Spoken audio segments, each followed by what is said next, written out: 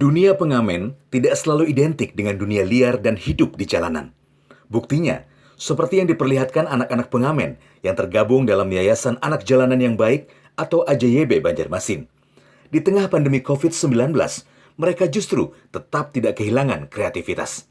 Sebagai musisi pinggiran, mereka aplikasikan karyanya dengan menciptakan lagu bertemakan tentang COVID. Sukses dalam karya pertama, kini mereka sudah menyiapkan lagu kedua untuk dirilis. Lagu COVID kemarin itu alhamdulillah sudah mencapai sudah dipublish dan alhamdulillah sudah dibantu dipromosikan juga oleh Pak Ibnu Sina. Ya, lagunya sudah jadi, aransemennya sudah selesai, video klipnya sudah selesai juga. Lagu COVID pastinya kita melihat COVID ini kan kita sedang di masa pandemi masih dan belum selesai di Banjarmasin.